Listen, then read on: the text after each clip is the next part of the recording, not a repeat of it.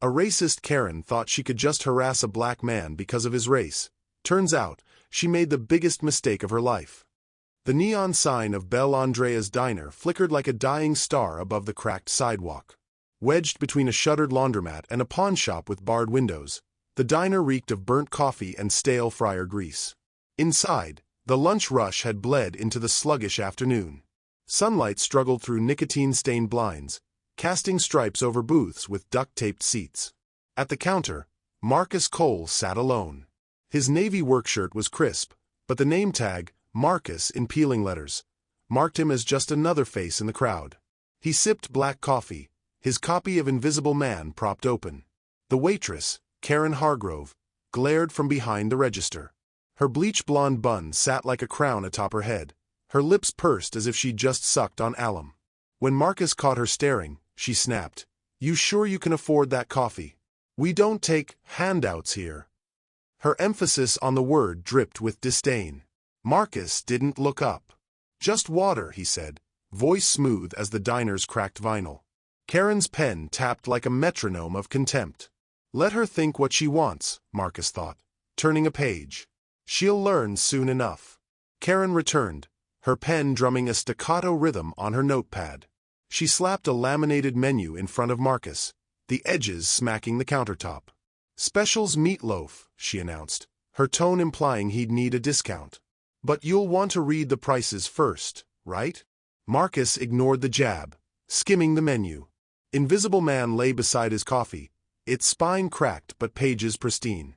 Karen lingered, hip cocked. "You can read, can't you?" she drawled, flicking a peanut shell off his book. "Or do you need me to interpret?" The truckers at the counter snorted. Marcus's jaw tightened, but he kept his eyes down. "Water's fine." Karen leaned closer, her perfume cloying. "You sure? We've got a no loitering policy. Unless you're waiting for someone." Her gaze flicked to the closed sign she'd flipped the moment he'd walked in. Marcus turned a page. "The water's fine." His fingers whitened on the book's edge. "Breathe," he told himself. "She wants a reaction. Don't give her one." Karen huffed, snatching the menu. "Suit yourself. But if you're staying, order." She spun away, muttering loud enough for the room to hear. "Some people just don't know their place." Marcus's reflection in the greasy window showed a man carved from stone. Soon, he thought. Soon she'll learn mine. Karen returned, slamming a glass of water so hard droplets splattered Marcus's book. "Changed your mind yet, honey?" She spat the term like a curse. "Or you still too dumb to read the menu?" The truckers guffawed. One, a burly man in a faded John Deere cap, leaned over. "Ain't you got a street corner to stand on?" he jeered, flicking a peanut shell toward Marcus's lap. Marcus wiped the water from Invisible Man with a napkin. "I'll take the meatloaf," he said evenly. Karen's laugh was shrill. "Meatloaf? That's for regulars. You look like you'd choke on a fry." She leaned closer, her voice dripping with mock concern. "You sure you don't want the special? We've got a welfare discount." The truckers roared. Karen smirked, emboldened, and nudged Marcus's book with her foot. "What's a thug like you reading Ellison, anyway? Steal that from a library." Marcus's throat burned. His fists clenched under the counter, nails digging into his palms. "Breathe. Wait." But the room seemed to shrink, the stench of grease, the flickering lights, the weight of their laughter. Karen crossed her arms. "You deaf. I said." "The meatloaf," Marcus interrupted, voice like iron. "Now." The diner fell silent. Karen's smile wavered. For the first time, doubt flickered in her eyes. Karen's smirk widened. She crouched, yanking Invisible Man from the counter. "Let me see this literature," she sneered, flipping through the pages. "I am an invisible man. How poetic. You need Ellison to tell you you're nothing." The truckers fell silent, sensing the shift. Marcus's eyes locked on hers. "Give it back." Karen tossed the book to the floor. "Oops," she trilled, stepping on it. "Clumsy me. You'll have to crawl for it, boy." Marcus stood. The stool screeched against the tiles. Every muscle in his body coiled, but his voice cut like a blade. Pick up. The room froze. Karen's bravado faltered. Or what? You'll what? She ground her heel into the book. You people always play the victim. Bet you'll scream racism next. Marcus stepped forward, towering over her. The cook peeked out from the kitchen. The truckers shrank back. Pick it up, he repeated, or you're fired. The diner's air thickened. Marcus loomed over Karen, his shadow swallowing her. The cook abandoned the grill, wiping his hands on a towel. The truckers shrank into their booths. Marcus stepped closer, his voice a blade wrapped in velvet. I said, pick it up. Karen's laugh wavered. Or what? You'll cry racism? Go ahead. No one here cares. Marcus reached into his pocket. You're right. I won't cry. I'll act. He tossed a business card onto the counter. A sleek black square with Belle Andrea's embossed in gold. Karen froze. What's this?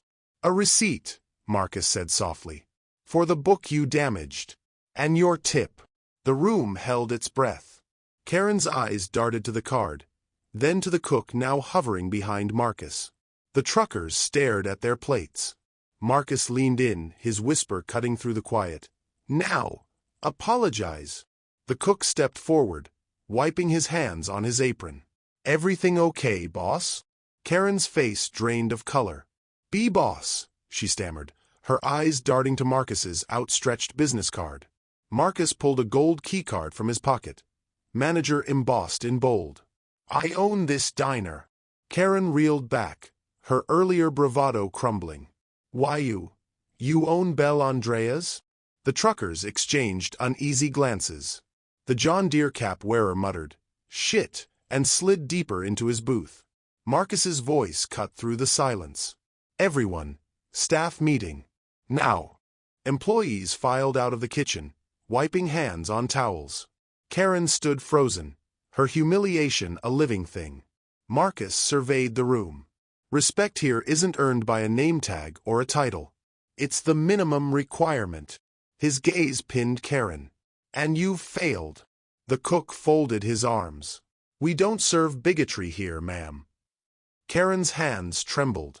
I didn't know. You didn't care, Marcus corrected. But you'll learn. Marcus stood at the center of the diner, flanked by his staff. Karen's face burned crimson as the cook folded his arms, glaring at her. The truckers stared at their plates, shamefaced. This diner isn't just a business, Marcus said, his voice steady. It's a promise, to serve everyone with dignity. Karen violated that. He held up the damaged copy of Invisible Man. Respect isn't optional here. It's the price of entry. Karen opened her mouth to protest, but Marcus raised a hand. You're fired. Collect your things. Now. You can't do this, she screeched, voice cracking. I have a review. I'll sue for discrimination. Marcus interrupted, arching a brow. The security camera caught everything, including you grinding your heel into my book. The cook stepped forward. I'll escort you out, ma'am. Karen crumpled in the parking lot, mascara streaking her cheeks. This isn't fair, she sobbed to no one. He's just a... Her words died as a black family entered the diner, greeted warmly by the staff. Back inside, Marcus retrieved his book. A busboy hesitantly approached. Sir, should I reprint the menus? Marcus smiled faintly. No. Leave it as is. He traced the crease in the book's spine. True power doesn't need a title to be seen. The diner buzzed with renewed purpose. The closed sign flipped to open. 3 months later, Belle Andrea's hosted its first Community Day. The parking lot buzzed with families, black, white, Latino, lined up for free meals. A banner hung above the door. Everyone welcome. No exceptions. Inside, Marcus leaned against the counter, watching Tyrell, a 17-year-old black trainee manager, take orders with practiced ease. You're a natural, Marcus said, clapping him on the shoulder. Karen's story had spread. Locals whispered of the Karen rule, a diner policy banning overt bigotry. Regulars like the truckers now nodded respectfully to Tyrell. "Ain't no one messing with Marcus's place," one muttered, adjusting his John Deere cap. The diner gleamed. New booths replaced the duct-taped ones. A framed copy of Invisible Man hung behind the register, captioned, "Respect is the first course." At closing, Marcus sipped coffee, watching Tyrell tally receipts. "Why'd you hire me, Mr. Cole?" the teen asked. Marcus smiled. "Because dignity's contagious. And this place." He gestured to the bustling room. "It's a vaccine." Outside, the neon sign buzzed. Brighter now, unbroken. What about you? Have you ever experienced someone trying to belittle you or cheat you? Let's talk about it. Share your experiences and how you dealt with the situation in the comments. If you enjoyed this and want more content on inspiring Black stories channel like this, please like, subscribe, and hit the notification bell. Thanks for watching, and remember, your journey is your power.